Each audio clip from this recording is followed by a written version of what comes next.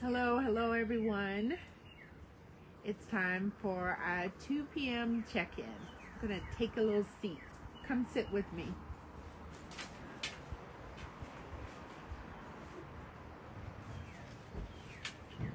I'm gonna start this segment off by saying, if I come across your feed, then you know what time it is. One, it's 2 o'clock, and it's time for you to take a seat, to sit your butt down, and then have a moment to reset yourself. Or if you are out and about and you've missed my 2 p.m., this is your reminder to do it as well. So, I know one thing I would like to do. I'm going to come back over here for just a second and share. I have some groups that I share with, and I'm going to share it live. Let's do that. So every Sunday I come and I prep myself and I get ready and I make time to spend time with you and help you set an intention for the week, give you something to contemplate, something to think about, and then ask you to spend just a moment being quiet so we can let that drop in and resonate. And then we can take all of our good energy and go back out into our week and do wonderful things. So, as I said, if you see in my feed, get a seat, pull up a chair, and let's read something together. And let's see how it resonates and how we can carry it over into our lives. And it's nice weather out here, so I have some people in my neighborhood who have bikes. So hopefully, he went back that way, now he's going back this way. We don't have too much of that bike ride going back and forth. So, today, again, I'm reading from the book, Meditations on the Mat. I had yoga today. We worked on our hips and shoulders, and it was a good session. And remember, the hips hold a lot of our emotional energy, and shoulders are things we're carrying. So we try to release any emotional tightness and drop things off of our shoulders so we can be lighter. And as I said, go on the business of doing what we came to do in this world. See? Someone driving by in a convertible with music loud. Everyone's feeling the need to get outside, so I won't keep you very long. The opening quote of this section says, "You're not a hoarder, you're a non-relinquisher." So this is something I look at all the time about, am I hoarding, am I gathering and holding on to too many things? So this one resonated a little bit with me, but as I said, you can take it. It doesn't have to, it may not land in the same way it lands for you. It may land in a different segment of your life that maybe you find yourself doing this. He talks about how he went to do some yoga with one of his students, and he said he was trying to practice as much as he could the idea of letting go, and the yoga practice of letting stuff go. And then he said he went to his rented storage space, and that made him realize how very, very full of things it was. And that his yoga partner said, "You're not a hoarder, you're a non-relinquisher." It says, "With these words, I suddenly saw the work that I still need to do." Right? Because when people come to you and say stuff, sometimes there's lessons and there's messages in it. So she told him he wasn't a hoarder, he was a non-relinquisher. And he said, "I've gone into great detail about that fact. Out of reasoning fear, we hold on to concepts and objects that would be better shared or better if we let them go." He says, nevertheless, she put up a mirror for him to look in.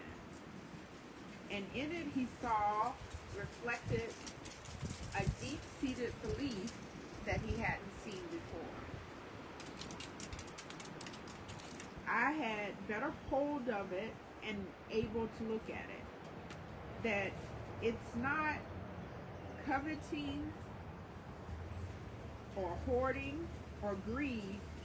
It's actually a fear disguised in another form. And it comes from a fear of wanting, he said. It's the fear of those who have done without. Like sometimes we don't want to let go of something because we may have come from a place where we didn't have a lot. So when we start to gather things, we don't want to let them go because it comes from a place of have not. Right? I have not had this before, so I want to keep it. I have not had the experience of this, so I want to hold on to it. Even if the expiration date has passed, we're still holding on to it from a place of I have not, in that sense. He also said that at first glance, the act of not letting go sounds like a problem of people who shop till they drop, people who buy us stuff. Feels like there's a problem there.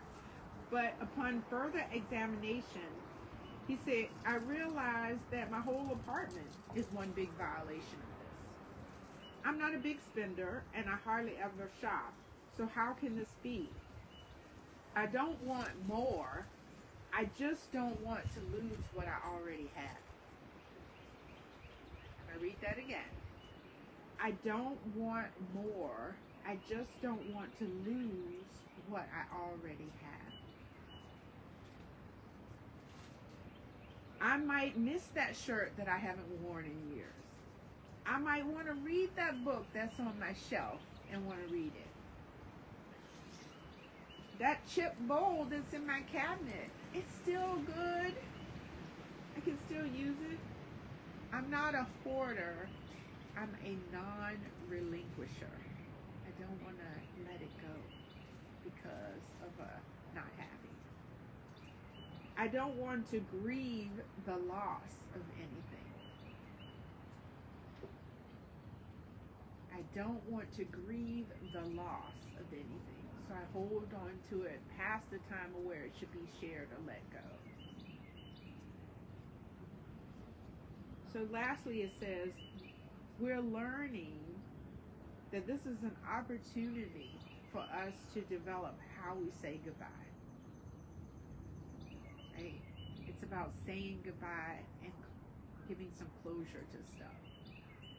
It's an interesting way to look at hoarding or looking at something that you're holding on to. Is it a fear of loss? You don't want to grieve it. You're going to regret when you let it go. But it's a process of how to say goodbye to make room for other things and to make room for other opportunities. Hi, I see Caretaker's Heart on Instagram. Thanks for joining. And then Sharon of Grand C on Facebook. Thank you, ladies, for coming in.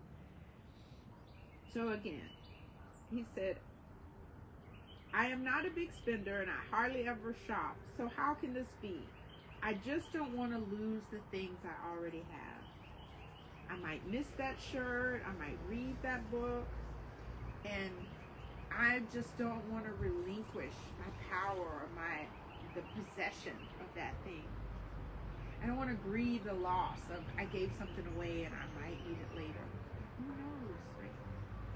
We're learning to say goodbye. So just for a moment, let's think simple. There's something in your house that you've been looking at all the time and you're like, that is so old and that is so outdated. Why am I holding on to that thing? What is it? For me, sometimes in my closet, I can tell I don't let go of stuff because you're like, I spent my money on that. I don't want to throw that away. I spent my hard-earned money on it. But do you wear it? Could it be better served with sharing it with someone else? Will that make it easier if you packed it up and gave it away to someone else that was in need, someone who really could use it? Would that help with the goodbye? Would that help with the letting go? So as we sit quiet and resonate, let's think of things, and it could also be an emotional thing that I worry about something for fear that I'm not going to be enough or have enough time to do it, right? Let's just let go of that thought and bring in the thought that there's time and place for all of it.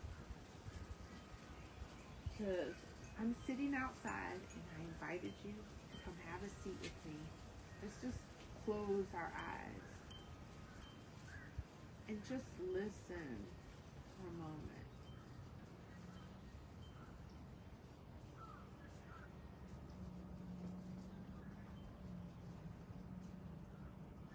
And then ask the universe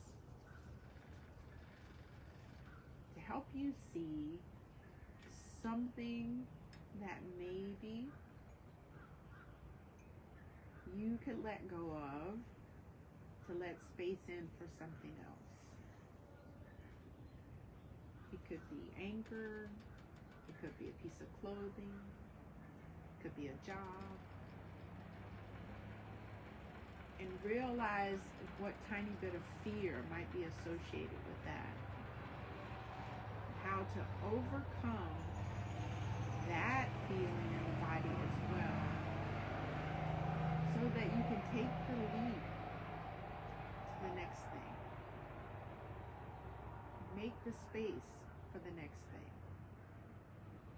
Maybe the universe has something for you, but you don't have space for it, so it can't give it to you yet. It's waiting for you to let go of that other thing, right?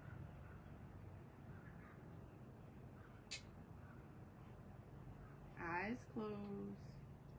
Nice deep breath. And if it's anger, it's just waiting to bring you some joy, right? Joy is right around the corner. If it's a physical thing, it's a release of pain and some relaxation, some comfort. If it's something in your closet, right, you let it go, now you got more space in there, more energy, more room to move around, whatever it might be. You're taking in some deep breaths, we're still listening, right? We want to learn to listen and let our steps be guided along the way. Like we keep asking for the next thing and the next thing. And you'll know it's right because it'll land right in that heart space or right in that gut. One more deep breath for me. Eyes open. Thank you for coming and having a little sit down with me. Right? As we talk about an opportunity to learn how to let go and practice saying bye, right? I have separation anxiety too. That's what I call it. I don't call it hoarding. I call it separation anxiety. My family would say the same thing. They'd be like, yeah, she has a lot of separation anxiety. But, you know, one thing at a time, right? I'm just letting you know I'm right there too. Enjoy the rest of your Sunday. I plan to get out and maybe spend some time today outside of the house. And I hope you can too. The weather is good here in Atlanta. But if you're in another city that's not where I am, I hope that the weather goddesses will be kind to you today and give you a moment where you can go outside and breathe and take in the fresh air and just be grateful for who you are. Okay. I gotta come over and sign off. Say goodbye, you guys. Bye-bye.